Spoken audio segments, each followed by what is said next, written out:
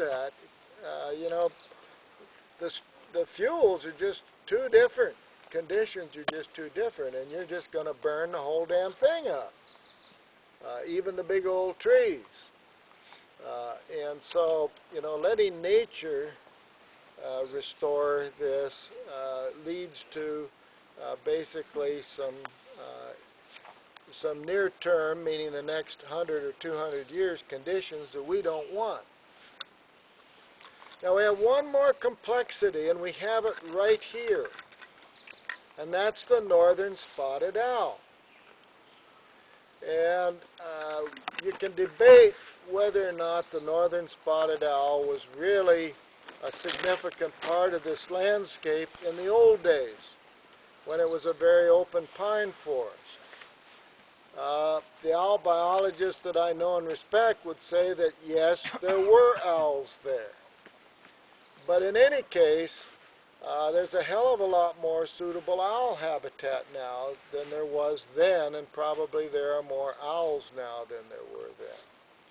And you might say, well, to hell with it. We're not going to worry about owls. We can't do that. It's an Endangered Species Act, so we have to worry about them. But the owls actually love the dense, mature Douglas fir and grand fir. They like those denser forests. Not of this dimension, but of that kind of a dimension there. And they use them as their nesting, roosting, and foraging habitat. The owl, of course, the northern spotted owl, is primarily feeding on flying squirrels, even here. It is a night feeder, so it's looking for prey at night, and it's tending to go after the flying squirrels.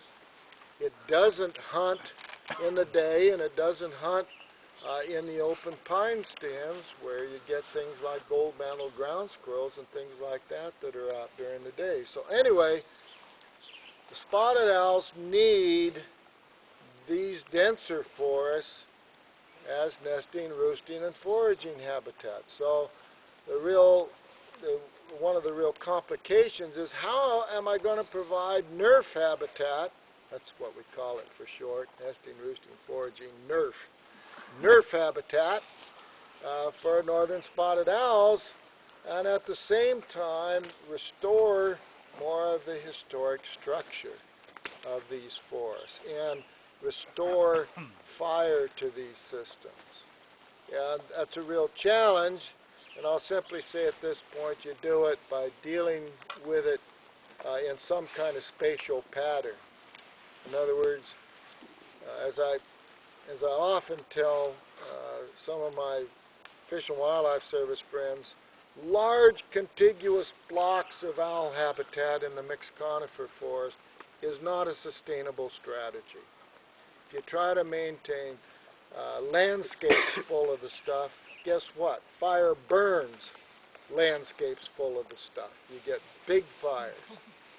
And so the strategy that I think we're going to have to adopt, and that I've been working to have adopted, is one where you try to maintain smaller blocks of owl habitat, big enough to function for a pair of owls, 300, 400, 500 acre blocks, but embedded within a landscape which has been restored to a less vulnerable kind of a condition.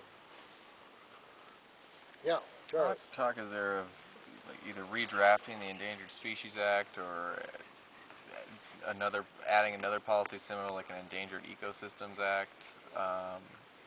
Because it seems like that was the best idea we had at the time when the Endangered Species Act came out, but we have so much more science since then that it definitely needs to be redressed based on kind of the stuff we're talking about now. Yeah, I wouldn't get that drastic though, Charlie.